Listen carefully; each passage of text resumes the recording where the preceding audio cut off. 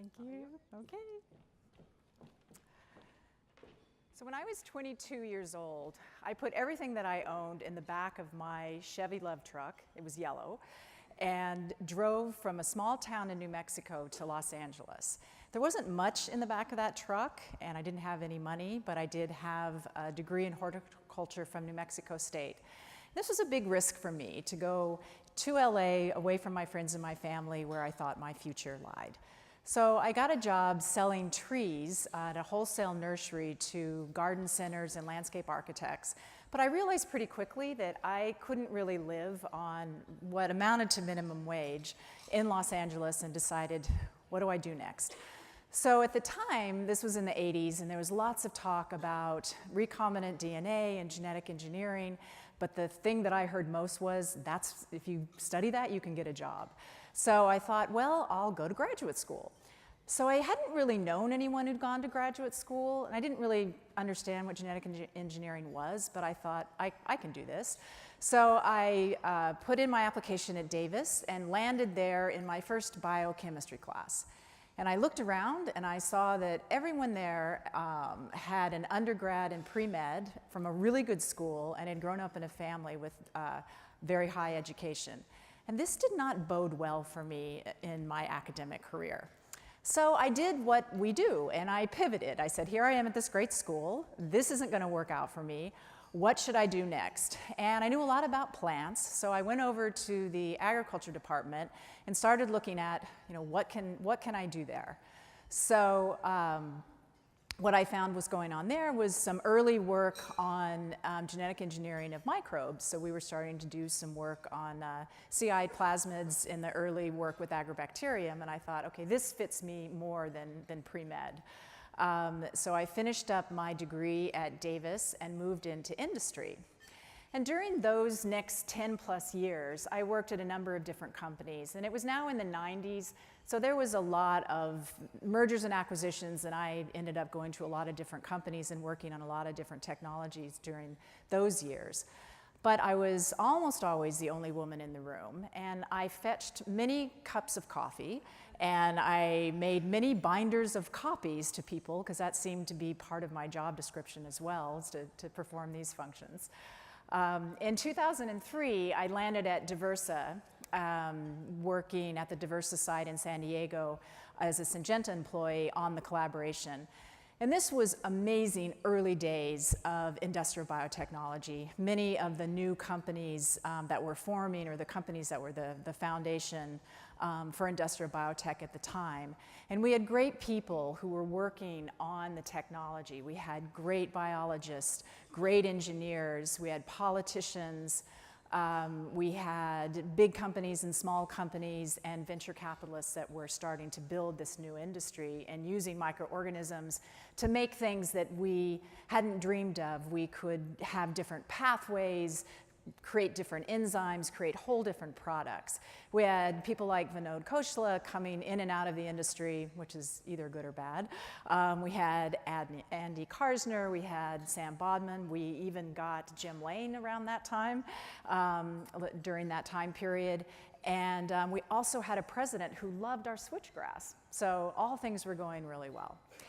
What I learned during that time was the power of networking. And if there's really anything that I feel like I've brought to this industry and what I'm most proud of, is being able to really work with all those different groups of people. And as a young industry, we needed the national labs, we needed government, we needed large companies with big pockets, we needed small companies with innovations, and we needed the whole VC ecosystem to really get things going. So I was really proud to be a part of working with so many people and so many technologies, some that made it to market, some that will never make it to market, but really being able to kind of propel the industry forward. Now, we've all gone through a lot of ups and downs after that time and coming into this current decade, and it's been difficult. But as an industry, we know how to take risks, and boy, do we know how to pivot. So we have done biofuels, we have done commodity chemicals, we have done specialty chemicals, we have done flavors and fragrances, we've done ag, we've done animal feed, we're now making different platform companies using technologies. So this amazing technology and the will of this industry to continue to get microorganisms and use biotechnology to make products that none of us could even imagine. And I think now with the new technologies that are starting to come about where we can read DNA, write DNA, and edit DNA, and we've got these new companies which in their hands they can really make some new materials that we haven't even imagined and really work towards sustainability that I think we all are kind of moving towards. So my whole career has kind of been developed at the same time that this industry has developed. And I have learned how to take risks, how to pivot, how to do different kind of business models, and really looking at diversity as well. And that's the next area I want to talk about is really thinking about what we need to do differently. And we really, as an industry, the environment is changing around us. And so we can't keep doing things the same way and expect to move forward. And so one of the things that I've heard a lot about at this conference in the last couple days is really around new business models. And this is something that I've worked on a lot in trying to get technology to the marketplace. And I think we've got an opportunity now to look at this differently and say, you know, why don't we have people who are really good at the genetic engineering part do that part, and have people who are really good at building plants and getting products off to market do that part. We've kind of developed the industry in this siloed effect where we have people that do all the genetic engineering, make their own auger plates, build a $200 million plant, and then try to market that product. And that's hard for a big company to do. But for small companies, I think we need to really develop the value chain and the supply chain in a different way. And we need to make sure that everyone along that way is able to share in the value, because we can't have a good supply chain and value chain if not everyone is sharing in the value. So I think that's a place that we can really do differently and we can improve as an industry. The other place is around diversity.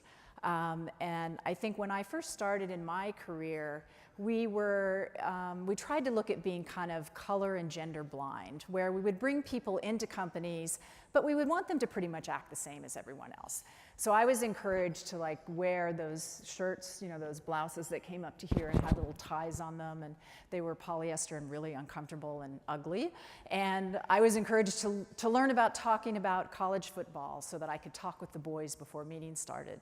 And for definitely don't talk about children, which is kind of hard to do when you're pregnant, but you know, it was really not accepted to talk a lot about your children, and you're just supposed to act like a man that doesn't have anything outside of work. And I think that's really changing and needs to continue to change. I think we don't need to be color and gender blind, but we need to be color and gender brave. We need to really go out and with purpose and intent bring lots of different ways of thinking into the industry and really make this industry more diverse. And this isn't just a social issue like, oh, let's just do this to be nice because people deserve that. It's more about making better boards, better companies, better products with a huge diversity of thought with all the different things that people can bring from different backgrounds. So with that, I would like to thank the Rosalind Franklin Society and Bio for co-sponsoring this award and for my nomination and being selected. I stand on the shoulders of 3 amazing women that have gotten this award before, and their great leadership and contribution to this industry. And I want to thank all of you, especially for going along with me on this journey and being part of it with me. And I really look forward to all of us continuing to develop really fascinating, wonderful products that give us a sustainable future and products that we can't even imagine. And keep fighting the good fight. Thank you.